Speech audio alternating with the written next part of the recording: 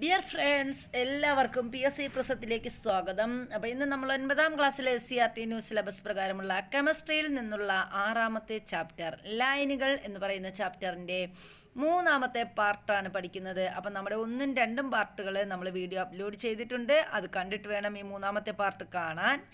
അപ്പോൾ നമ്മുടെ ക്ലാസ്സുകൾ ആദ്യമായിട്ട് കാണുന്നവരുണ്ടെങ്കിൽ ഒന്ന് സബ്സ്ക്രൈബ് ചെയ്ത് കാണുക. അതുപോലെ ആ തൊട്ടടുത്തുള്ള ബെൽ ബട്ടൺ കൂടി എനേബിൾ ചെയ്ത് കഴിഞ്ഞാൽ നമ്മളിടുന്ന വീഡിയോകളെല്ലാം അപ്പോൾ തന്നെ നോട്ടിഫിക്കേഷനായിട്ട് നിങ്ങൾക്ക് ലഭിക്കുന്നതായിരിക്കും. ക്ലാസ്സുകൾ ഇഷ്ടപ്പെട്ടാൽ ലൈക്ക് ചെയ്യാൻ മറക്കരുത്. അതുപോലെ നിങ്ങളുടെ അഭിപ്രായങ്ങളും നിർദ്ദേശങ്ങളും കമൻ്റായിട്ടിടുക. അപ്പോൾ നമുക്ക് സമയം കളയാതെ ക്ലാസ്സിലേക്ക് കടക്കാം. നമ്മൾ കഴിഞ്ഞ ക്ലാസ്സിലെ ലയത്വത്തെക്കുറിച്ചാണ് പഠിച്ചത്. ലയത്വത്തെ സ്വാധീനിക്കുന്ന ചില ഘടകങ്ങളൊക്കെ നമ്മൾ പറഞ്ഞായിരുന്നു. ഇനി മറ്റ് ഘടകങ്ങൾ, അതായത് ലയത്വത്തെ സ്വാധീനിക്കുന്ന താപനിലയെക്കുറിച്ചാണ് നമ്മൾ കഴിഞ്ഞ ക്ലാസ്സിൽ പഠിച്ചത് എങ്കിൽ ഇന്ന് നമ്മൾ ലയത്വത്തെ സ്വാധീനിക്കുന്ന മറ്റ് ഘടകങ്ങളെക്കുറിച്ചാണ് പഠിക്കാൻ പോകുന്നത്. സോഡിയം ക്ലോറൈഡ് ജലത്തിൽ നന്നായി ലയിച്ച് ചേരുന്നതായി കാണാം, അല്ലേ? നമുക്കറിയാം സോഡിയം ക്ലോറൈഡ് എന്ത് ചെയ്യുന്നു, കറിയിപ്പോൾ ജലത്തിൽ നന്നായിട്ട് ലയിക്കും. പക്ഷേ ആൽക്കഹോളിൽ അല്പം മാത്രം ലയിക്കുന്നു. അപ്പോൾ ആൽക്കഹോളിൽ എന്താണ്, സോഡിയം ക്ലോറൈഡ് അല്പം മാത്രമേ ലയിക്കുകയുള്ളൂ. മണ്ണെണ്ണയിലാണെങ്കിലോ ഒട്ടും തന്നെ ലയിക്കുന്നില്ല. അപ്പോൾ സോഡിയം ക്ലോറൈഡ്, അപ്പോൾ എല്ലാവരും ഒന്ന് പരീക്ഷിച്ച് നോക്കുക. സോഡിയം ക്ലോറൈഡ് അല്ലെങ്കിൽ നമ്മുടെ കറിയിപ്പെടുത്ത് മണ്ണെണ്ണ എടുത്തിട്ട് ഒരു 2 തുള്ളി 2 പൊടിയാക്കിയതോ അല്ലാത്തതോ ഒക്കെ ഒന്ന് നിക്ഷേപിച്ച് നോക്കുക. അപ്പോൾ അത് ലയിക്കുന്നോ ഇല്ലയോ എന്ന് നമുക്ക് മനസ്സിലാക്കാൻ സാധിക്കും. അപ്പോൾ നമ്മൾ മണ്ണെണ്ണയിൽ എന്താ പറഞ്ഞത്, മണ്ണെണ്ണയിൽ സോഡിയം ക്ലോറൈഡ് ഒട്ടും തന്നെ ലയിക്കുന്നില്ല എന്നാണ് പറഞ്ഞത്. ലായകത്തിൻ്റെ സ്വഭാവത്തിലുള്ള വ്യത്യാസമായിരിക്കും ഇതിന് കാരണം. അപ്പോൾ ഇതിനുള്ള കാരണം എന്താണ്, ലായകത്തിൻ്റെ സ്വഭാവം. അപ്പോൾ ലായകത്തിൻ്റെ സ്വഭാവം എന്തിനെ സ്വാധീനിക്കുന്നുണ്ട്, ലയത്വത്തെ സ്വാധീനിക്കുന്നുണ്ട്. അപ്പോൾ താപനില ലയത്വത്തെ സ്വാധീനിക്കുന്നുണ്ട്, ലായകത്തിൻ്റെ സ്വഭാവം ലയത്വത്തെ സ്വാധീനിക്കുന്നു. ഇനി നോക്കാം, സാധാരണ സാഹചര്യത്തിൽ ജലത്തിൽ വളരെ കുറച്ച് മാത്രം ലയിക്കുന്ന വാതകമാണ് കാർബൺ ഡൈ ഓക്സൈഡ്. ഇപ്പം നമ്മൾ സാധാരണ സാഹചര്യത്തിൽ ജലത്തിൽ കാർബൺ ഡൈ ഓക്സൈഡ് ഇട്ടാൽ എന്ത് ചെയ്യും, ഈ കാർബൺ ഡൈ ഓക്സൈഡ് വാതകം ജലത്തിൽ വളരെ കുറച്ച് മാത്രമേ ലയിക്കുകയുള്ളൂ. സോഡാ കുപ്പി തുറക്കുമ്പോൾ കാർബൺ ഡൈ ഓക്സൈഡ് വാതകം നുരഞ്ഞ് പതഞ്ഞ് പുറത്തേക്ക് വരുന്നത് നിങ്ങൾ കണ്ടിരിക്കും. അപ്പം നമ്മൾ സോഡാ കുപ്പി തുറക്കുമ്പോൾ എങ്ങനെയാണ് കാർബൺ ഡൈ ഓക്സൈഡ്, സോഡ എന്ത് ചെയ്യും, നുരഞ്ഞ് പതഞ്ഞ് പുറത്തേക്ക് വരുന്നതായിട്ട് നമുക്ക് കാണാം. കാർബൺ ഡൈ ഓക്സൈഡ് വാതകം ഉയർന്ന മർദ്ദത്തിൽ ജലത്തിൽ ലയിപ്പിച്ചാണ് സോഡാ ജലം നിർമ്മിക്കുന്നത്. അപ്പോൾ കാർബൺ ഡൈ ഓക്സൈഡ് എന്ത് ചെയ്യും, കാർബൺ ഡൈ ഓക്സൈഡ് വാതകം ഉയർന്ന മർദ്ദത്തിൽ ജലത്തിൽ ലയിപ്പിച്ചാണ് എന്ത് ചെയ്യുന്നത്, സോഡാ ജലം നിർമ്മിക്കുന്നത്. അപ്പോൾ ഇവിടുത്തെ ലയത്വത്തെ സ്വാധീനിച്ച ഘടകം എന്താണ്, ഏതായിരിക്കും, മർദ്ദമാണ്, അല്ലേ? ഉയർന്ന മർദ്ദം. അപ്പോൾ നമ്മൾ പറഞ്ഞല്ലോ കാർബൺ ഡൈ ഓക്സൈഡ് വാതകം ഉയർന്ന മർദ്ദത്തിൽ ലയിപ്പിച്ച് എന്ത് ചെയ്യുന്നു, സോഡാ ജലം നിർമ്മിക്കുന്നു. അപ്പോൾ നമ്മുടെ ഇതിനെ സ്വാധീനിക്കുന്ന, ലയത്വത്തെ സ്വാധീനിക്കുന്ന മറ്റൊരു പ്രധാന ഘടകമാണ് എന്താണ്, ഉയർന്ന മർദ്ദം. അപ്പം നമ്മളിവിടെ എന്തൊക്കെ പറഞ്ഞു, താപനില പറഞ്ഞു, ലായകത്തിൻ്റെ സ്വഭാവം പറഞ്ഞു, അതുപോലെ ഉയർന്ന മർദ്ദം പഠിച്ചു. ഇനി എന്താണ്, അപ്പോൾ ഇതുവരെ നടത്തിയ പരീക്ഷണങ്ങളിൽ നിന്ന് ലയത്വത്തെ സ്വാധീനിക്കുന്ന ഘടകങ്ങൾ ഏതൊക്കെയെന്ന് ലിസ്റ്റ് ചെയ്യാൻ പറഞ്ഞിട്ടുണ്ട്. അത് നമുക്ക് നോക്കാം. അപ്പോൾ ഏതെല്ലാം ഘടകങ്ങളാണ് ലയത്വത്തെ സ്വാധീനിക്കുന്നത് എന്നാണ് നമ്മൾ നോക്കുന്നത്. അപ്പോൾ ഒന്നാമത് നമുക്ക് പറയാം പദാർത്ഥത്തിൻ്റെ സ്വഭാവം പറയാം. പദാർത്ഥത്തിൻ്റെ സ്വഭാവം എന്ത് ചെയ്യുന്നു, ലയത്വത്തെ സ്വാധീനിക്കുന്ന ഘടകമാണ്. അടുത്ത് നമുക്ക് പറയാമെന്നുള്ളത് എന്താണ്, താപനില എന്ത് ചെയ്യുന്നു, ലയത്വത്തെ സ്വാധീനിക്കുന്ന മറ്റൊരു ഘടകമാണ്. ഉയർന്ന മർദ്ദം. അപ്പോൾ മർദ്ദം എന്തിനെ സ്വാധീനിക്കുന്നു, ലയത്വത്തെ സ്വാധീനിക്കുന്നു എന്ന് പറയാം. അതേപോലെ തന്നെ എന്താണ്, നമ്മുടെ ലായകത്തിൻ്റെ സ്വഭാവവും എന്തിനെ സ്വാധീനിക്കുന്നു, ഏതിനെ സ്വാധീനിക്കുന്നുണ്ട്, നമ്മുടെ ഈ ഒരു ലയത്വത്തെ സ്വാധീനിക്കുന്നു. അപ്പോൾ ഇതൊക്കെ ലയത്വത്തെ സ്വാധീനിക്കുന്ന പ്രധാനപ്പെട്ട ഘടകങ്ങളാണ്. ഇനി നോക്കിയേ, യഥാർത്ഥ ലായനി അഥവാ സസ്പെൻഷൻ അല്ലെങ്കിൽ സസ്പെൻഷൻ, യഥാർത്ഥ ലായനി, സസ്പെൻഷൻ എന്നിവയെക്കുറിച്ചാണ് നമ്മൾ പഠിക്കാൻ പോകുന്നത്. പദാർത്ഥങ്ങൾ പരസ്പരം കലർത്തിയാൽ ലായനികൾ ഉണ്ടാകുമോ? അപ്പോൾ പദാർത്ഥങ്ങൾ പരസ്പരം കലർത്തിയാൽ എന്താണ്, ലായനികൾ ഉണ്ടാക്കുമോ? അങ്ങനെ നമ്മൾ കലർത്തി നോക്കാൻ പോവുകയാണ്. അതിന് വേണ്ടിയിട്ട് നമ്മൾ എന്ത് ചെയ്യുന്നു, ഒരു ബീക്കർ എടുത്തു, അതിലെ വെള്ളം, അത് കൂടെ പഞ്ചസാര എടുത്തു, അതുപോലെ ബീക്കർ, രണ്ടാമത്തെ ഒരു ബീക്കർ എടുത്തു, അതിൽ വെള്ളമെടുത്തു, ചോക്ക് പൊടിയും എടുത്തു. 2 ബീക്കറുകളിലെയും ഘടകങ്ങളെ നന്നായി ഇളക്കിയതിന് ശേഷം നിരീക്ഷിക്കുക. കണങ്ങളെ കാണാൻ കഴിയുന്നത് ഏത് ബീക്കറിലാണ്? എല്ലാവർക്കും അറിയാമല്ലോ ഏത് ബീക്കറിലായിരിക്കും. നമ്മൾ ചോക്ക് പൊടി വെച്ച രണ്ടാമത്തെ ബീക്കറിലായിരിക്കും എന്ത് കാണാൻ സാധിക്കുന്നത്? പദാർത്ഥങ്ങളെ കാണാൻ കഴിയുന്നത്. കുറച്ച് സമയം അനക്കാതെ വെച്ചതിന് ശേഷം പരിശോധിച്ചാലോ കണങ്ങൾ അടിഞ്ഞത് ഏത് ബീക്കറിലാണ്? ഏത് ബീക്കറിലാണ്? നമ്മൾ ചോക്കുപൊടി വെച്ച ബീക്കറിലാണ് എന്ത് ചെയ്തത്? രണ്ടാമത്തെ ബീക്കറിലാണ് എന്ത് ചെയ്തത്? കണങ്ങൾ അടിഞ്ഞത്. അപ്പം കണങ്ങൾ അടിഞ്ഞ ബീക്കർ ഏതാണ്? രണ്ടാമത്തെ ബീക്കറാണല്ലേ. കുറച്ച് സമയം അനക്കാതെ വെച്ചതിന് ശേഷം പരിശോധിച്ചാൽ നമ്മൾ കണ്ടു കണങ്ങൾ ഏതാണ്? രണ്ടാമത്തെ ബീക്കറിലാണ് അടിഞ്ഞത്. 2 ബീക്കറുകളിലെയും മിശ്രിതങ്ങളെ നന്നായി ഇളക്കിയ ശേഷം വശങ്ങളിലൂടെ ശക്തമായ പ്രകാശബീം കടത്തിവിടുക. പ്രകാശത്തിൻ്റെ പാത ദൃശ്യമാകുന്നത് ഏത് ബീക്കറിലാണ്? അപ്പം നമുക്ക് 2 ബീക്കറുകളിലെയും മിശ്രിതങ്ങളെ നമ്മൾ നന്നായി ഇളക്കിയതിന് ശേഷം വശങ്ങളിലൂടെ ശക്തമായ പ്രകാശബീം കടത്തിവിട്ടാൽ ഏതിലാണ് പ്രകാശത്തിൻ്റെ പാത ദൃശ്യമാകുന്നത്? ഏത് ബീക്കറിൻ്റെ പാത ദൃശ്യമാകുന്നത് ഏത് ബീക്കറിലാണ്? അപ്പം നമുക്കറിയാം, ഇവിടെ ചിത്രം തന്നെ തന്നിട്ടുണ്ട്. പഞ്ചസാര ലായനിയിട്ട ബീക്കറും തന്നിട്ടുണ്ട്. അതുപോലെ ബീക്കർ, രണ്ടാമത്തെ ബീക്കർ നമ്മുടെ വെള്ളവും ചോക്കുപൊടിയും കലർന്ന മിശ്രിതമുള്ള ബീക്കറും ഇവിടെ തന്നിട്ടുണ്ട്. അപ്പോൾ ഇതിൽ ഏത് ബീക്കറിലൂടെയാണ് പ്രകാശപാത ദൃശ്യമാകുന്നത്? രണ്ടാമത്തെ ബീക്കറിലാണ് അല്ലേ. അതായത് നമ്മുടെ ചോക്കുപൊടി ഇട്ടുള്ള ആ ഒരു ബീക്കറിലാണ് എന്ത് ചെയ്തത്? പ്രകാശപാത കടന്നു പോകുന്നത്. അടുത്തവിടെ നമുക്ക് ഒരു ബോക്സിൽ കുറച്ച് കാര്യങ്ങൾ തന്നിട്ടുണ്ട്. ജസ്റ്റ് അതൊന്ന് നോക്കി പോകാം. ഗ്ലോബേഴ്സ് സാൾട്ട് എന്താണെന്ന് നോക്കാം. മലബന്ധം ഒഴിവാക്കാനും വയറിളക്കാനും മറ്റും മരുന്നിൽ ചേർക്കുന്ന ലവണമാണ് ഗ്ലോബേഴ്സ് സാൾട്ട് എന്ന് പറയുന്നത്. അപ്പോൾ ചിലപ്പോൾ ഇങ്ങനെ ചോദിക്കാം, മലബന്ധം ഒഴിവാക്കാനും വയറിളക്കം മാറ്റുന്നതിനും മരുന്നിൽ ചേർക്കുന്ന ലവണം ഏത് ലവണമാണ്? ഗ്ലോബേഴ്സ് സാൾട്ട് എന്ന് പറയുന്ന ലവണമാണ്. ഇത് എന്ത് ചെയ്യുന്നു? വയറിളക്കം ഒഴിവാക്കുന്നതിനും അതുപോലെ മലബന്ധം ഒഴിവാക്കുന്നതിനും ഒക്കെ മരുന്നിൽ ചേർക്കുന്ന ഒരു ലവണമാണ്. ജലയോജിത സോഡിയം സൾഫേറ്റ് ലവണമാണിത്. അപ്പോൾ ഇതിൻ്റെ പ്രത്യേകത എന്താണ്? ഇത് ജലയോജിത സോഡിയം സൾഫേറ്റ് ലവണമാണ് ഈ ഗ്ലോബേഴ്സ് സാൾട്ട് എന്ന് പറയുന്നത്. 0 ഡിഗ്രി സെൽഷ്യസിൽ ഇതിൻ്റെ ലേയത്വം 47.6 ഗ്രാമാണ്. അപ്പം 0 ഡിഗ്രി സെൽഷ്യസിലാണ് ഈ ഗ്ലോബേഴ്സ് സാൾട്ട് എന്ത് ചെയ്യുന്നത്? ഗ്ലോബേഴ്സ് സാൾട്ട് ചൂടാക്കുന്നത്. അതായത് ഇതിൻ്റെ ലേയത്വം എന്ന് പറയുന്നത്, ലയിക്കുന്നത്, അത് എത്ര? അതിൻ്റെ ഗ്രാം ഓർത്ത് വെക്കണം. 47.6 ഗ്രാമാണ് ഇതിൻ്റെ ലേയത്വം എന്ന് പറയുന്നത്. ഇത് എത്ര ഡിഗ്രി സെൽഷ്യസിലാണ് ചൂടാക്കുന്നത്? 0 ഡിഗ്രി സെൽഷ്യസിലാണ് ഇതിൻ്റെ ലേയത്വം എന്ന് പറയുന്നത്. ചൂടാക്കുമ്പോൾ ലേയത്വം ഒരു നിശ്ചിത അളവിൽ ഉയരുകയും 32.4 ഡിഗ്രി സെൽഷ്യസിൽ പരമാവധി ലേയത്വമായ 49.7 ഗ്രാമിൽ എത്തുകയും ചെയ്യുന്നു. അപ്പോൾ ഇത് നമ്മൾ പറഞ്ഞു, ചൂടാക്കുമ്പോൾ ഇതിൻ്റെ പ്രത്യേകത എന്താണ്? നമ്മുടെ ഈ ഗ്ലോബേഴ്സ് സാൾട്ട് എന്ന് പറയുന്നത് ചൂടാക്കുമ്പോൾ ഇതിൻ്റെ ലേയത്വം എത്രയായിട്ട് കുറയും? 32.4 ഡിഗ്രി വരെ 4 ഡിഗ്രി സെൽഷ്യസ് വരെ ഇതിൻ്റെ ലേയത്വം കുറയും. സോഡിയം സൾഫേറ്റ് എന്ന തന്മാത്രാ ഘടനയിലാണ് ഇത് നിലകൊള്ളുന്നത്. അപ്പോൾ ഇതിൻ്റെ പ്രത്യേകത, നമ്മൾ നേരത്തെ പറഞ്ഞു ഒരു നിശ്ചിത അളവിൽ ഉയരുകയും, അതായത് ചൂടാക്കുമ്പോൾ ഇതിൻ്റെ ലേയത്വം എന്താണ്? ഒരു നിശ്ചിത അളവിൽ ഉയർന്നിട്ട് എന്ത് ചെയ്യും? 32.4 ഡിഗ്രി സെൽഷ്യസിൽ പരമാവധി ലേയത്വമായ 49.7 ഗ്രാമിലെത്തുകയും ചെയ്യുന്നു. അപ്പോൾ ചൂടാക്കുമ്പോൾ എത്ര വരെ ഉയരും? 32.4 ഡിഗ്രി സെൽഷ്യസിൽ നിന്ന് പരമാവധി എത്ര വരെ പോകും?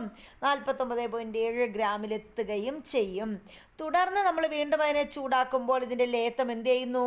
കുറയുന്നു. അപ്പോൾ 49.7 ഗ്രാമായ ആ സൾഫേറ്റ് ലവണം എന്ത് ചെയ്യുന്നു? സോഡിയം സൾഫേറ്റ് ലവണമാണ്. പിന്നെ എന്ത് ചെയ്യുന്നത്? നമ്മൾ വീണ്ടും ചൂടാക്കുമ്പോൾ ഇതുവരെ ഇതിൻ്റെ ലേയത്വം കുറഞ്ഞ് 32.4 ഡിഗ്രി സെൽഷ്യസ് വരെ എത്തി നിൽക്കുന്നു. 0.4 വരെ സോഡിയം സൾഫേറ്റ് എന്ന തന്മാത്രാ ഘടനയിലാണ് ഇത് നിലകൊള്ളുന്നത്. അപ്പോൾ വീണ്ടും ചൂടാക്കുമ്പോൾ ഇത് ഏത് തന്മാത്രാ ഘടനയിലോട്ടെത്തും? സോഡിയം സൾഫേറ്റ് എന്ന് പറയുന്ന ആ ഒരു തന്മാത്രാ ഘടനയിൽ 32.4 വരെ എത്തും. അതുവരെ താപം ആഗിരണം ചെയ്ത് ലേയത്വം വർദ്ധിപ്പിക്കുന്നു. അതുവരെ അതെന്ത് ചെയ്യും? താപം ആഗിരണം ചെയ്ത് അതിൻ്റെ ലേയത്വം വർദ്ധിപ്പിക്കുന്നു. 32.4 മുകളിൽ ലീന തന്മാത്രകളുടെ ഗതികോർജം വർദ്ധിക്കുകയും സോഡിയം സൾഫേറ്റ് എന്ന തന്മാത്രാ ഘടനയിലേക്ക് വരികയും ചെയ്യുന്നു. അപ്പോൾ ഇത് 32.4 മുകളിലാവുമ്പോൾ അതെന്ത് ചെയ്യും? ലീന തന്മാത്രകളുടെ ഗതികോർജം വർദ്ധിക്കും. അങ്ങനെ ഗതികോർജം വർദ്ധിക്കുമ്പോൾ നമ്മുടെ Na2SO4 എന്ന തന്മാത്രാ ഘടനയിലേക്ക് വരികയും ചെയ്യുന്നു. അതായത് സോഡിയം സൾഫേറ്റ് എന്ന തന്മാത്രാ ഘടനയിലേക്ക് അത് എത്തുകയും ചെയ്യുന്നു. ഇതുമൂലം താപം പുറത്തുവിട്ട് ലേയത്വം കുറയുന്ന പ്രവണത കാണിക്കുന്നു. അപ്പം ഇങ്ങനെ വരുമ്പോൾ എന്ത് ചെയ്യും? അതിൻ്റെ താപം പുറത്തുവിട്ടിട്ട് അതെന്ത് ചെയ്യുന്നു? ലേയത്വം കുറയുന്ന പ്രവണത കാണിക്കുന്നു. അസാധാരണ ലേയത്വത്തിന് ഉദാഹരണമായി ഗ്ലോബോസ് സാൾട്ടിനെ പറയാറുണ്ട്. അപ്പോൾ താഴെ തന്നിരിക്കുന്ന അസാധാരണ ലേയത്വത്തിന് ഉദാഹരണം എഴുതുക എന്ന് പറഞ്ഞിട്ട് എന്ത് ചെയ്യാം? ആൻസറിലൊന്ന് ഒരു ഓപ്ഷൻ ഏതായിരിക്കും? ഗ്ലോബോസ് സാൾട്ട് ആയിരിക്കും. അപ്പോൾ അത് ഓർത്ത് വയ്ക്കുക. അടുത്ത് നമ്മൾ പറയുന്നത് ഓരോ മിശ്രിതവും ഫിൽട്ടർ പേപ്പർ ഉപയോഗിച്ച്, നമ്മൾ നേരത്തെ പറഞ്ഞല്ലോ, നമ്മളത് 2 ബീക്കറിലെ കാര്യം പറഞ്ഞല്ലോ, ചോക്കുപൊടിയും പഞ്ചസാര ലൈനിയിലുമായി നമ്മൾ എന്ത് ചെയ്തു? ഇതിലേക്ക് നമ്മൾ പ്രകാശം കടത്തിവിട്ട് നോക്കി. പ്രകാശപാത ദൃശ്യമാകുന്നത് ഏതിലാണ്? 2ാമത്തെ ബീക്കർ, അതായത് ചോക്കും ജലവും ഉപയോഗിച്ച ബീക്കറിലാണെന്ന് കണ്ടു. ഓരോ മിശ്രിതവും ഫിൽട്ടർ പേപ്പർ ഉപയോഗിച്ച് അരിക്കുക. കണങ്ങളെ വേർതിരിക്കാൻ കഴിഞ്ഞത് ഏതിലാണ്? ഇനി നമുക്ക് എന്ത് ചെയ്യണം? ഓരോ മിശ്രിതവും നമ്മൾ ഫിൽട്ടർ പേപ്പർ ഉപയോഗിച്ച് അരിക്കുകയാണ്. അങ്ങനെ അരിക്കുമ്പോൾ കണങ്ങളെ വേർതിരിക്കാൻ കഴിഞ്ഞത് ഏതിലായിരിക്കും? 2ാമത്തെ ബീക്കറിലായിരിക്കും അല്ലേ? 2ാമത്തെ ബീക്കറിലായിരിക്കും. വെള്ളവും പഞ്ചസാരയും ചേർന്ന മിശ്രിതം ഒരു യഥാർത്ഥ ലായനിയാണ്. അപ്പോൾ വെള്ളവും പഞ്ചസാരയും ചേർന്ന മിശ്രിതം ഒരു യഥാർത്ഥ ലായനിക്ക് ഉദാഹരണം ചോദിച്ചാൽ നമുക്ക് പറയാം വെള്ളവും പഞ്ചസാരയും ചേർന്ന മിശ്രിതമാണെന്ന് പറയാം. ഇവ ഏകാത്മക മിശ്രിതമായതിനാൽ ഘടകങ്ങൾ മിശ്രിതത്തിൻ്റെ എല്ലാ ഭാഗത്തും ഒരേ അനുപാതത്തിലാണ് ചേർന്നിരിക്കുന്നത്. അപ്പോൾ വെള്ളവും അതുപോലെ നമ്മുടെ പഞ്ചസാരയും ചേർന്ന മിശ്രിതത്തെ നമ്മൾ നേരത്തെ കഴിഞ്ഞ ക്ലാസ്സിലെ പറഞ്ഞു ഏകാത്മക മിശ്രിതം എന്നാണ് പറയുന്നത്. ഏകാത്മക മിശ്രിതങ്ങളിൽ ഘടകങ്ങൾ മിശ്രിതത്തിൻ്റെ എല്ലാ ഭാഗത്തും ഒരേ അനുപാതത്തിലാണ് ചേർന്നിരിക്കുന്നത് അല്ലേ? ചോക്കുപൊടി വെള്ളത്തിൽ കലർത്തിയ മിശ്രിതം സസ്പെൻഷൻ എന്ന പേരിലാണ് അറിയപ്പെടുന്നത്. അപ്പോൾ ചോക്കുപൊടി വെള്ളത്തിൽ കലർത്തിയ മിശ്രിതം അറിയപ്പെടുന്ന പേരെന്താണ്? സസ്പെൻഷൻ എന്ന പേരിലാണ് ചോക്കുപൊടി വെള്ളത്തിൽ കലർത്തിയ മിശ്രിതം അറിയപ്പെടുന്നത്. ഇവ ഭിന്നാത്മക മിശ്രിതമായിരിക്കുന്നത് എന്തുകൊണ്ടായിരിക്കും? അപ്പം ഈ ഒരു ചോക്കുപൊടി വെള്ളത്തിൽ കലർത്തിയ മിശ്രിതത്തെ നമുക്ക് എന്തെന്ന് പറയാം? ഭിന്നാത്മക മിശ്രിതം എന്ന് പറയാം. ഭിന്നാത്മക മിശ്രിതത്തിന് ഉദാഹരണം ചോദിച്ചാൽ ചോക്കുപൊടിയും, ഏകാത്മക മിശ്രിതത്തിന് ഉദാഹരണം ചോദിച്ചാൽ നമുക്ക് ഏതും പറയാം? പഞ്ചസാര ലായനിയും പറയാവുന്നതാണ്. അപ്പോൾ ഇവിടെ ചോദിച്ചത് എന്താണ്? ഇവ ഭിന്നാത്മക മിശ്രിതമായിരിക്കുന്നത് എന്തുകൊണ്ടായിരിക്കാം?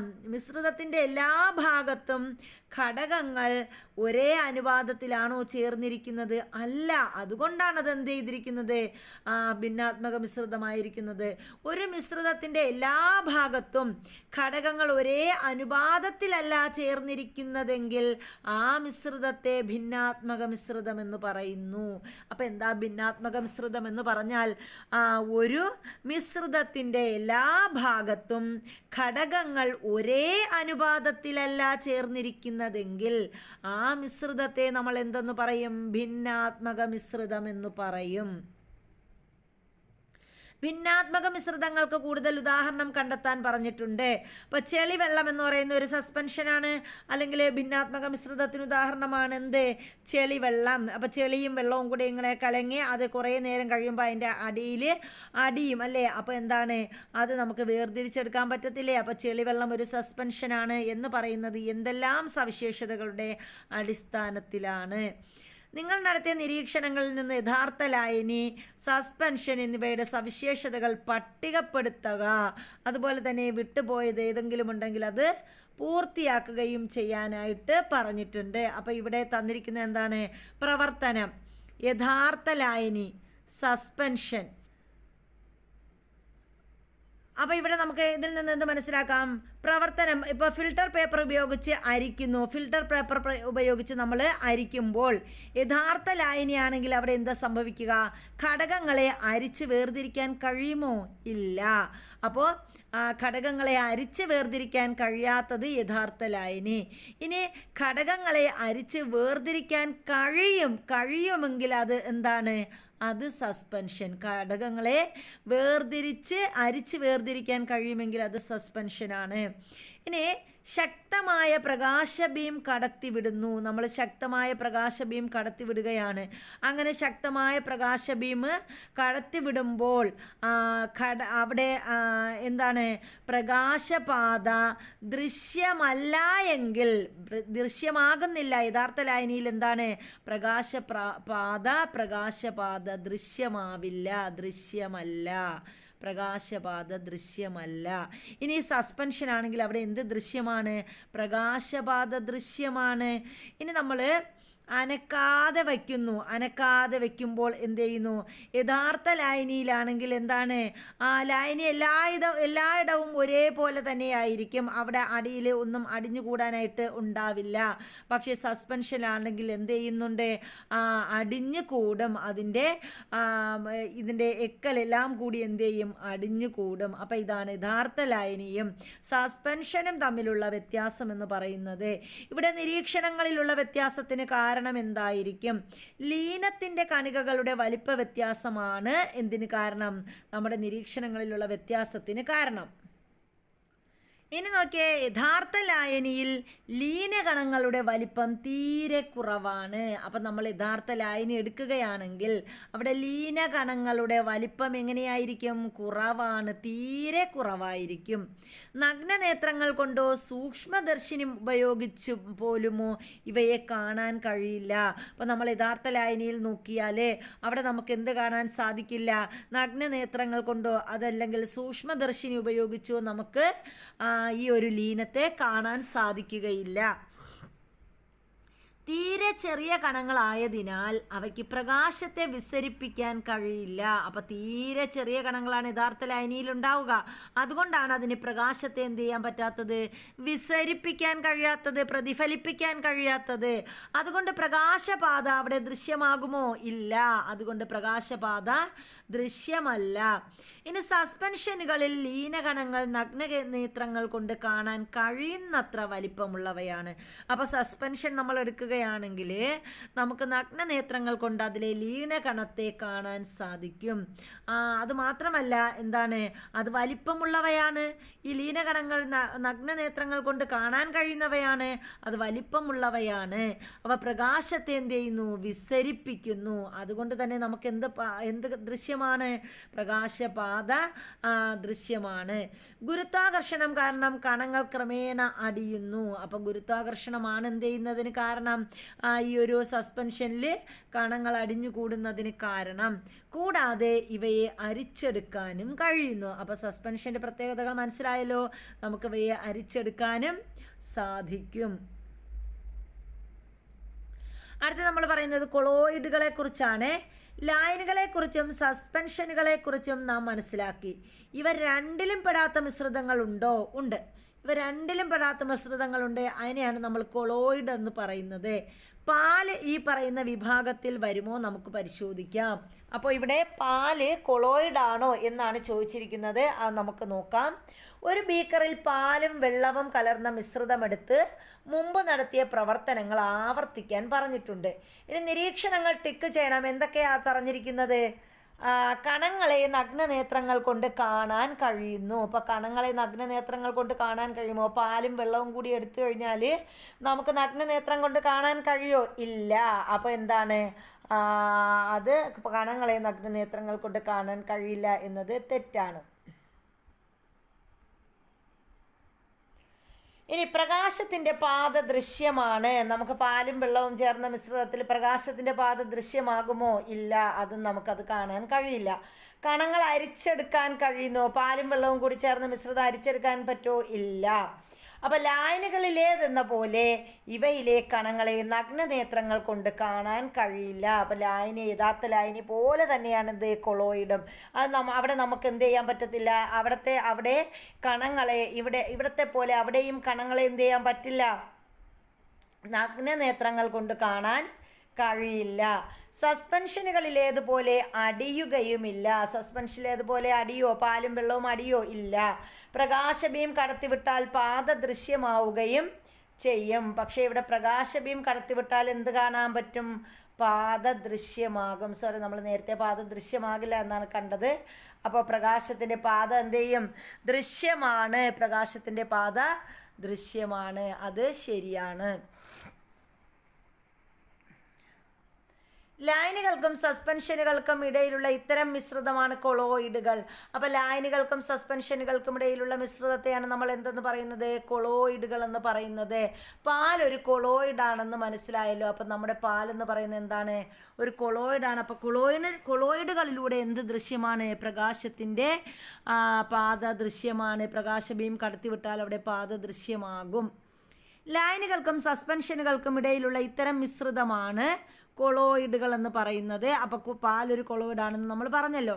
സിനിമാ തിയേറ്ററുകളിലും സ്മാർട്ട് ക്ലാസ് റൂമുകളിലും പ്രൊജക്ടറിലൂടെ ചിത്രങ്ങൾ പ്രദർശിപ്പിച്ചു കൊണ്ടിരിക്കുമ്പോൾ വായുവിൽ പൊടിപടലങ്ങൾ ഉയർന്നാൽ പ്രകാശപാത വ്യക്തമായി കാണാൻ കഴിയുന്നത് ശ്രദ്ധിച്ചിട്ടില്ലേ? എന്താണ് ഇതിന് കാരണം? അപ്പോൾ അത് നമ്മൾ കണ്ടിട്ടുണ്ടല്ലേ. പ്രകാശപാത ഈ ഒരു സ്മാർട്ട് ക്ലാസ് റൂമുകളിലും പ്രൊജക്ടറിലൂടെയൊക്കെ ചിത്രം പ്രദർശിപ്പിക്കുമ്പോൾ നമുക്ക് എന്ത് ചെയ്യാൻ പറ്റും, വായുവിൽ പൊടിപടലങ്ങൾ ഉയർന്നാൽ പ്രകാശപാത വ്യക്തമായി കാണാൻ കഴിയും. പൊടിപടലങ്ങളിലെ കണികാ വലിപ്പം കൊളോയിഡുകളിലേതിന് തുല്യമാണ്. അപ്പോൾ ഈ പൊടിപടലങ്ങളിൽ എന്തുണ്ട്, കണികകളുണ്ടല്ലേ. ആ കണികകളുടെ വലിപ്പം എന്ന് പറയുന്നത് എന്താണ്, ഈ കൊളോയിഡുകളിലേതിന് തുല്യമാണ്. മുകളിൽ നടത്തിയ പ്രവർത്തനങ്ങളിൽ നിന്ന് യഥാർത്ഥ ലായനി, സസ്പെൻഷൻ, കൊളോയിഡ് എന്നിവയുടെ സവിശേഷത പട്ടികപ്പെടുത്താൻ പറഞ്ഞിട്ടുണ്ട്. അപ്പം നമുക്കൊന്ന് നോക്കാം. ഇനി കണികാ വലിപ്പം നാനോമീറ്ററിൽ, അത് ഇമ്പോർട്ടൻ്റ് ആണ് കേട്ടോ, പറഞ്ഞിട്ടുണ്ട്. എന്താണ് യഥാർത്ഥ ലായനി, അതിൻ്റെ കണികകളുടെ വലിപ്പം എങ്ങനെയാണ്, 0.01 മുതൽ 1 നാനോമീറ്റർ വരെ ആയിരിക്കും. 0.01 കേട്ടോ. 0.01 എന്നാണ് നമ്മൾ എഴുതുന്നത്. 0.01 മുതൽ 1 nm വരെയാണ്, നാനോമീറ്റർ വരെയാണ് എന്ത്, യഥാർത്ഥ ലായനിയുടെ കണികാ വലിപ്പം. ഇനി കൊളോയിഡിലാണെങ്കിലോ 1 മുതൽ 1000 നാനോമീറ്റർ വരെയാണ് കൊളോയിഡിൻ്റെ കണികാ വലിപ്പം. 1 മുതൽ 1000 നാനോമീറ്റർ വരെ. സസ്പെൻഷനിലാണെങ്കിൽ എങ്ങനെയാണ്, സസ്പെൻഷനിൽ 1000 നാനോമീറ്ററിൽ കൂടുതലായിരിക്കും കണികാ വലിപ്പം എന്ന് പറയുന്നത്. ഇനി നോക്കിയേ, യഥാർത്ഥ ലായനി, സസ്പെൻഷൻ, കൊളോയിഡ്. അപ്പോൾ ഇത് ഓരോന്നും നമ്മൾ തരംതിരിച്ച് പറയാനാണ് പറഞ്ഞിരിക്കുന്നത്. അപ്പോൾ ഇവിടെ നമുക്ക് ഒരു പരീക്ഷണം ചെയ്ത് നോക്കാം. എന്താ പരീക്ഷണം എന്ന് നമുക്ക് നോക്കാം. ഒരു ബീക്കറിൽ 50 ml ജലമെടുത്ത് അതിൽ 2 ഗ്രാം സോഡിയം തയോസൾഫേറ്റ് ചേർത്ത് ലായനി തയ്യാറാക്കുക. അപ്പോൾ നമ്മളൊരു ബീക്കർ എടുക്കുക, അതിൽ 50 ml ജലമെടുക്കുക, അതിൽ 2 ഗ്രാം സോഡിയം തയോസൾഫേറ്റ് ചേർത്ത് ലായനി എന്ത് ചെയ്യുക, നന്നായിട്ട് ഇളക്കുക. ചിത്രത്തിൽ കാണുന്ന പോലെ ബീക്കർ പ്രകാശപാതയിൽ ക്രമീകരിച്ച ശേഷം 2-3 തുള്ളി നേർപ്പിച്ച ഹൈഡ്രോക്ലോറിക് ആസിഡ് ചേർത്ത് നന്നായി ഇളക്കുക. കുറച്ച് സമയം നിരീക്ഷിക്കുക. അപ്പോൾ നമ്മൾ എന്ത് ചെയ്യുന്നു, നമ്മൾ ഈ ഒരു ലായനി ചിത്രത്തിൽ കാണുന്ന പോലെ എന്ത് ചെയ്യുന്നു, ബീക്കർ പ്രകാശപാതയിൽ ക്രമീകരിച്ച ശേഷം 2-3 തുള്ളി നേർപ്പിച്ച ഹൈഡ്രോക്ലോറിക് ആസിഡാണ് കേട്ടോ, HCl ആണ് നമ്മൾ അതിൽ ചേർത്ത് കൊടുക്കുന്നത്. എന്നിട്ട് നന്നായിട്ട് ഇളക്കി കുറച്ച് സമയം എന്ത് ചെയ്യുക, പരീക്ഷണം നിരീക്ഷിക്കുക. നിരീക്ഷണ ഫലം എന്തായിരിക്കും? അപ്പോൾ രാസപ്രവർത്തന ഫലമായി കൊളോയിഡ് രൂപത്തിലുള്ള സൾഫർ ഉണ്ടാകുന്നു. അപ്പോൾ ഇവിടെ എന്താ ഉണ്ടാകുന്നത്, ഇവിടെ രാസപ്രവർത്തനം നടക്കുന്നു, അവിടെ അതിൻ്റെ ഫലമായിട്ട് എന്ത് ചെയ്യുന്നു, കൊളോയിഡ് രൂപത്തിലുള്ള സൾഫർ ഉണ്ടാകുന്നു. പ്രകാശപാത രൂപപ്പെടുന്നു. കൊളോയിഡ് രൂപത്തിലുള്ള സൾഫർ അവിടെ ഉണ്ടാകും. അവിടെ എന്തുണ്ട്, പ്രകാശപാത രൂപപ്പെടുന്നു. സമയം കഴിയുന്തോറും കൂടുതൽ സൾഫർ കണങ്ങൾ വേർതിരിയുകയും കണികകളുടെ വലിപ്പം വർദ്ധിക്കുകയും ചെയ്യുന്നു. അപ്പോൾ എന്താ സംഭവിക്കുന്നത്, വീണ്ടും സമയം കഴിയുന്നതിനനുസരിച്ച് എന്ത് ചെയ്യും, കൂടുതൽ സൾഫർ കണങ്ങൾ വേർതിരിയും. എന്നിട്ട് ഈ വേർതിരിയുന്ന കണികകളുടെ വലിപ്പം എന്ത് ചെയ്യും, വർദ്ധിക്കുകയും ചെയ്യുന്നു. അവസാനം സൾഫർ സസ്പെൻഷൻ സസ്പെൻഷൻ രൂപത്തിൽ എന്ത് ചെയ്യും, അടിയുന്നു. അതാണ് ഇവിടെ സംഭവിക്കുന്നത്. കൊളോയിഡിൽ കണികകളിൽ തട്ടി പ്രകാശം വിസരിക്കുന്നതാണ് ടിൻഡൽ പ്രഭാവം എന്നറിയപ്പെടുന്നത്. വളരെ വളരെ വളരെ ഇമ്പോർട്ടൻ്റ് ആണ്. അപ്പോൾ എന്താണ് ടിൻഡൽ പ്രഭാവം? ടിൻഡൽ പ്രഭാവം എന്ന് പറഞ്ഞാൽ എന്താണ്? കൊളോയിഡൽ കണികകളിൽ തട്ടി എന്ത് ചെയ്യുന്നു, പ്രകാശം വിസരിക്കുന്നതാണ് ടിൻഡൽ പ്രഭാവം. അപ്പോൾ കൊളോയിഡൽ കണികകൾ ഉണ്ടല്ലോ, ആ കണികകളിൽ തട്ടി പ്രകാശം എന്ത് ചെയ്യുന്നു, വിസരിക്കുന്നു. ഇതിനെയാണ് നമ്മൾ ടിൻഡൽ പ്രഭാവം എന്ന് പറയുന്നത്. നിത്യജീവിതത്തിൽ ഇത്തരം പ്രതിഭാസങ്ങൾക്ക് കൂടുതൽ ഉദാഹരണം കണ്ടെത്താനും പറഞ്ഞിട്ടുണ്ട്. ജീവിതത്തിലെ കൊളോയിഡുകൾ, ആധുനിക ലോകത്തെ കൊളോയിഡുകൾക്ക് ധാരാളം ഉപയോഗങ്ങളുണ്ട്. ഭക്ഷ്യോൽപാദനം, മലിനജല സംസ്കരണം, അതുപോലെ സൗന്ദര്യവർദ്ധക വസ്തുക്കളുടെ നിർമ്മാണം, മരുന്നുകളുടെ നിർമ്മാണം, ഓയിൽ വാട്ടർ എമൽഷനുകൾ, മയോണൈസ്, ജെല്ലുകൾ, പാലുൽപ്പന്നങ്ങൾ, ഇവയെല്ലാം കൊളോയിഡുകളുമായി ബന്ധപ്പെട്ടവയാണ്. അപ്പോൾ കൊളോയിഡിന് ഉദാഹരണം ചോദിച്ചാൽ നമുക്ക് എന്തൊക്കെ പറയാൻ പറ്റും? നമുക്ക് ഏതൊക്കെയാ? നമ്മുടെ ഭക്ഷ്യോൽപാദനം, മലിനജല സംസ്കരണം, സൗന്ദര്യവർദ്ധക വസ്തുക്കളുടെ നിർമ്മാണം, മരുന്നുകളുടെ നിർമ്മാണം, ഓയിൽ വാട്ടർ എമൽഷനുകൾ, മയോണൈസ്, ജെല്ലുകൾ, പാലുൽപ്പന്നങ്ങൾ, ഇവയെല്ലാം എന്താണ്? കൊളോയിഡുകളുമായി ബന്ധപ്പെട്ടവയാണ്. ഇവയിലെ ചേരുവകൾ എന്തെന്ന് മനസ്സിലാക്കി കുറിപ്പ് തയ്യാറാക്കാനും കൂടി പറഞ്ഞിട്ടുണ്ട്. അപ്പോൾ ഇവിടെ മയോണൈസിനെ കുറിച്ച് പറഞ്ഞിട്ടുണ്ട് കേട്ടോ. എന്താ? സാൻഡ്വിച്ചുകളിലും സാലഡുകളിലും സാധാരണയായി ഉപയോഗിക്കുന്ന മൃദുവായ കൊളോയിഡ് ആണ് മയോണൈസ് എന്ന് പറയുന്നത്. മാറുന്ന ഭക്ഷണശീലങ്ങളിൽ പെടുന്ന അൽഫാമും ഗ്രിൽഡ് ചിക്കനുമെല്ലാം കഴിക്കുമ്പോൾ നമ്മൾ എന്ത് ചെയ്യാറുണ്ട്? മയോണൈസ് ഉപയോഗിക്കാറുണ്ട് അല്ലേ? വിനാഗിരി, സസ്യ എണ്ണ, മുട്ടയുടെ വെള്ളക്കരു, ഇപ്പോൾ പകരമായി പാല് എന്നിവയാണ് മയോണൈസ് ഉണ്ടാക്കാൻ ഉപയോഗിക്കുന്ന പദാർത്ഥങ്ങൾ. ഇത്തരം പദാർത്ഥങ്ങൾ വൃത്തിയായി സൂക്ഷിക്കാതിരിക്കുകയോ പഴകുകയോ ചെയ്താൽ ഭക്ഷ്യവിഷബാധയടക്കം ഗുരുതരമായ ആരോഗ്യ പ്രശ്നങ്ങൾ ഉണ്ടാകുന്നതായി ശ്രദ്ധയിൽപ്പെട്ടിട്ടുണ്ടാകുമല്ലോ. പുതിയ ഭക്ഷണ രീതികൾ സ്വീകരിക്കുമ്പോൾ ആരോഗ്യ സുരക്ഷ ഉറപ്പാക്കേണ്ടത് അനിവാര്യമാണ്. അപ്പോൾ നമ്മുടെ മയോണൈസിൻ്റെ നിർമ്മാണ രീതിയാണ് ഇവിടെ പറഞ്ഞത്. ഇനി നോക്കേ, എല്ലാ കൊളോയിഡുകൾക്കും 2 പ്രധാന ഘടകങ്ങൾ ഉണ്ടായിരിക്കും. അവ ഡിസ്പേർഷൻ മീഡിയം, ഡിസ്പേഴ്സ്ഡ് ഫേസ് എന്നിവയാണ്. അപ്പം നമ്മൾ പറഞ്ഞു കൊളോയിഡുകൾക്ക് 2 പ്രധാന ഘടകങ്ങളുണ്ട്. അതിലൊന്നാമത്തേത് എന്താണ്? ഡിസ്പേർഷൻ മീഡിയം, രണ്ടാമത്തേത് ഡിസ്പേഴ്സ്ഡ് ഫേസ് എന്നിവയാണ്. ഡിസ്പേഴ്സ്ഡ് ഫേസ് അതുപോലെ ഡിസ്പേർഷൻ മീഡിയത്തിൽ വ്യാപനം ചെയ്തിരിക്കും. അപ്പോൾ നമ്മൾ പറഞ്ഞു ഏതാണ്? നമ്മുടെ കൊളോയിഡുകൾക്ക് 2 പ്രധാന ഘടകങ്ങളുണ്ട്. അതിലൊന്നാമത്തേത് ഡിസ്പേർഷൻ മീഡിയമാണ്, രണ്ടാമത്തേത് ഡിസ്പേഴ്സ്ഡ് ഫേസ് ആണ്. ഈ ഡിസ്പേഴ്സ്ഡ് ഫേസിൻ്റെ പ്രത്യേകത എന്താ? ഡിസ്പേഴ്സ്ഡ് ഫേസ് ഡിസ്പേർഷൻ മീഡിയത്തിൽ വ്യാപനം ചെയ്തിരിക്കും. കൊളോയിഡുകൾക്ക് പ്രധാനമായും 8 ഉപവിഭാഗങ്ങളുണ്ട്. ഇവ മേൽപ്പറഞ്ഞ 2 ഘടകങ്ങളുടെ ഭൗതിക അവസ്ഥയ്ക്കനുസരിച്ച് വ്യത്യാസപ്പെട്ടിരിക്കുന്നു. അതായത് അപ്പോൾ എന്തൊക്കെയായിരിക്കും? ഡിസ്പേഴ്സ്ഡ് ഫേസിനനുസരിച്ചും നമ്മുടെ ഡിസ്പേർഷൻ മീഡിയയ്ക്കനുസരിച്ചും എന്ത് ചെയ്യും? ഈ കൊളോയിഡിൻ്റെ ഉപവിഭാഗങ്ങൾ എന്ത് ചെയ്യുന്നുണ്ട്? അതിൻ്റെ ഈ 2 ഘടകങ്ങൾ, ഈ ഘടകങ്ങളുടെ ഭൗതികാവസ്ഥയ്ക്ക് വ്യത്യാസമുണ്ട്. ഇനി വിവിധ തരം കൊളോയിഡുകളാണ് പറഞ്ഞിരിക്കുന്നത്. ഏതൊക്കെയാ? 8 തരത്തിലുള്ള കൊളോയിഡുകൾ നമ്മൾ പറഞ്ഞല്ലോ. അതിലേതൊക്കെയാണ്? ഒന്നാമത്തേത് സോളിഡ് സോളാണ്. Solid sol. ഈ ഡിസ്പേഴ്സ്ഡ് ഫേസ് എന്താണ്? അതിൻ്റെ ഡിസ്പേഴ്സ്ഡ് ഫേസ് നോക്കുകയാണെങ്കിൽ അത് ഖരമാണ്. ഡിസ്പേർഷൻ മീഡിയം നോക്കുകയാണെങ്കിൽ അതും ഖരമാണ്. പ്രധാനപ്പെട്ട ഉദാഹരണങ്ങൾ നമ്മൾ സോളിഡ് സോളിന് ഉദാഹരണം രത്നങ്ങളാണ്. അപ്പോൾ ചിലപ്പോൾ ഇങ്ങനെ തന്നെ ചോദിക്കാം, എന്താണ് സോളിഡ് സോള് കൊളോയിഡിന് ഉദാഹരണം ഏത്? രത്നങ്ങൾ. ഇതേത് അവസ്ഥയിലാണ്? ഇതിൻ്റെ ഡിസ്പേഴ്സ്ഡ് ഫേസ് എന്തവസ്ഥയാണ്?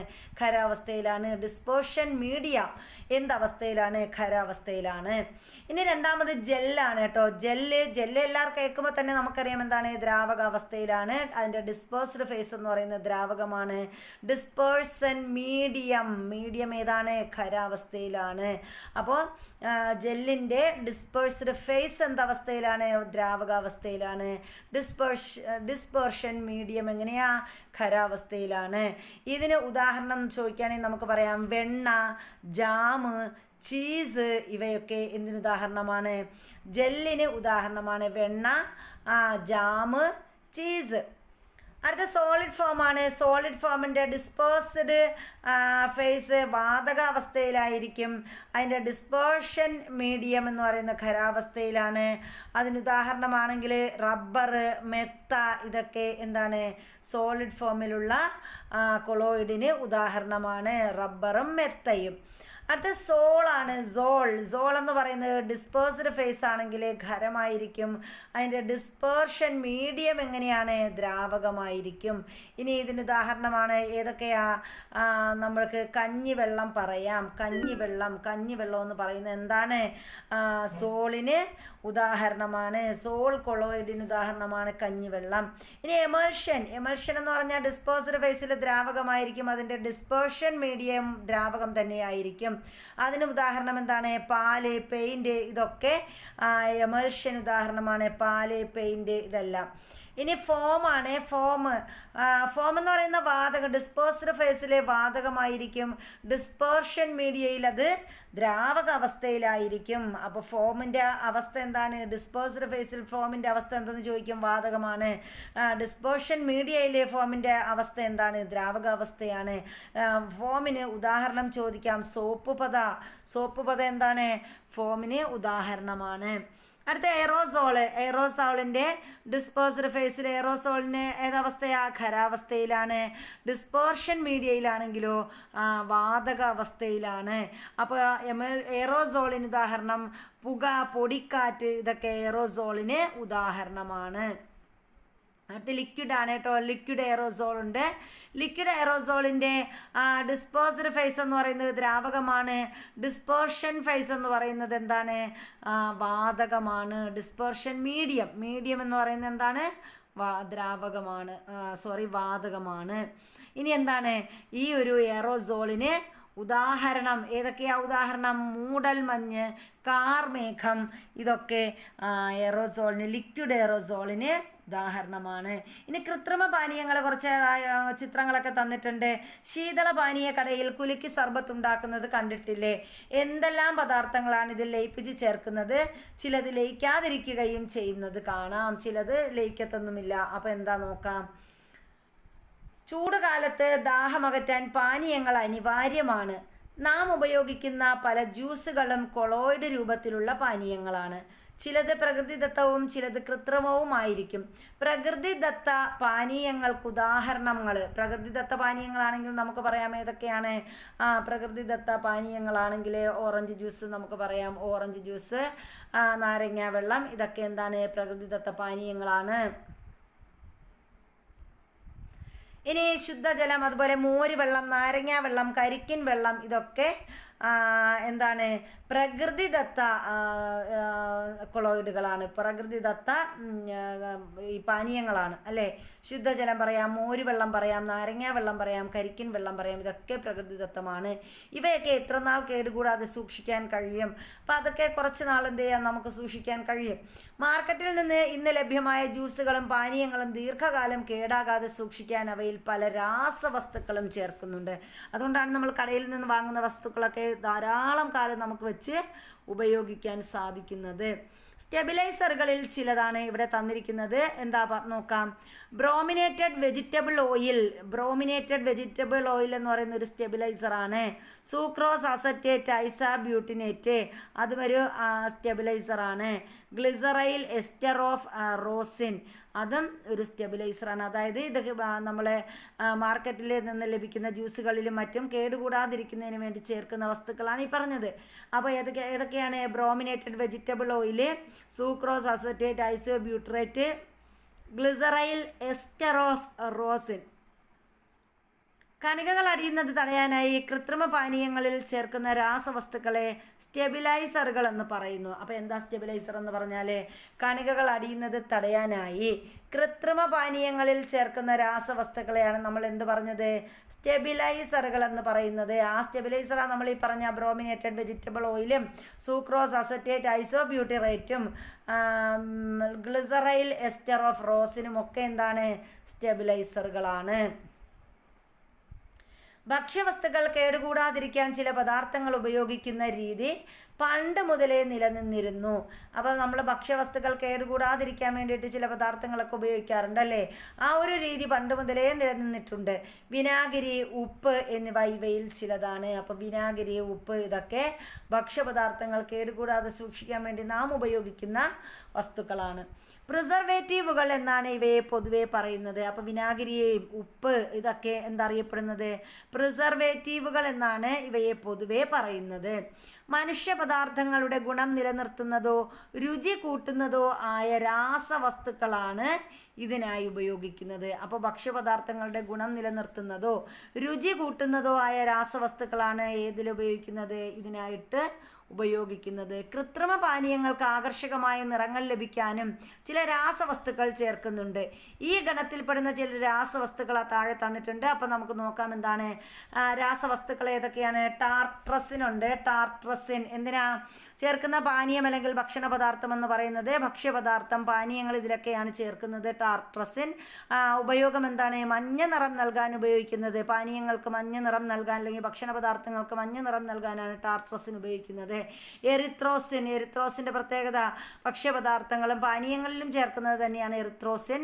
ചുവപ്പ് നിറം നൽകാനാണ് എറിത്രോസിൻ ഉപയോഗിക്കുന്നത്. ഇൻഡിഗോ കാർമൈൻ ഭക്ഷ്യപദാർത്ഥങ്ങൾക്കും പാനീയങ്ങൾക്കും ഉപയോഗിക്കുന്ന മറ്റൊരു രാസവസ്തുവാണ് ഇൻഡിഗോ കാർമൈൻ. നീല നിറം നൽകാനാണ് ഇൻഡിഗോ കാർമൈൻ ഉപയോഗിക്കുന്നത്. വാനിലിൻ ഭക്ഷ്യപദാർത്ഥങ്ങൾക്ക് രുചി കൂട്ടാൻ ഉപയോഗിക്കുന്നതാണ് വാനിലിൻ. ഫോസ്ഫോറിക് ആസിഡ് കൃത്രിമ പാനീയം അഥവാ പുളിരുചി കൂട്ടാനായിട്ട് ഉപയോഗിക്കുന്നതാണ് phosphoric acid. Allyl hexanoate, allyl hexanoate ഭക്ഷ്യപദാർത്ഥങ്ങൾക്ക് ഉപയോഗിക്കുന്നതാണ്. സുഗന്ധത്തിനായിട്ടാണ്. പൈനാപ്പിളിൻ്റെ സുഗന്ധം കിട്ടും.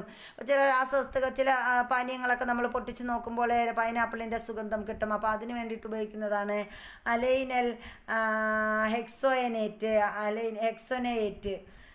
Hexanoate, allyl hexanoate. അടുത്ത സോഡിയം ബെൻസോയേറ്റ് സോസ്, സാലഡ്, അതുപോലെ സോഫ്റ്റ് ഡ്രിങ്ക്സ് ഇതൊക്കെ നിർമ്മിക്കാൻ ഉപയോഗിക്കുന്നതാണ്.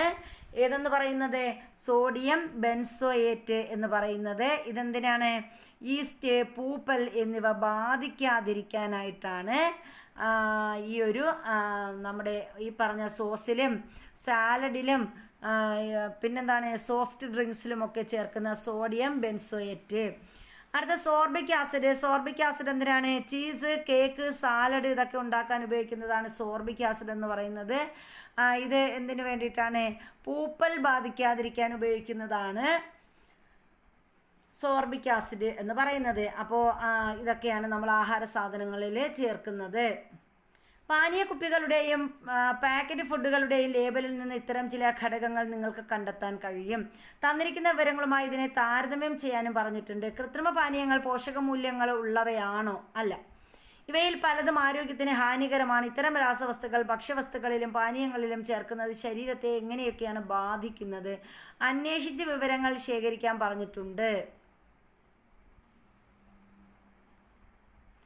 അപ്പോൾ ഇനി ഇവിടെ തന്നിരിക്കുന്നതെന്ന് വെച്ചാൽ ഒരു ബോക്സിനകത്ത് സോഫ്റ്റ് ഡ്രിങ്കുകളെ കുറിച്ചാണ് പറഞ്ഞിരിക്കുന്നത്.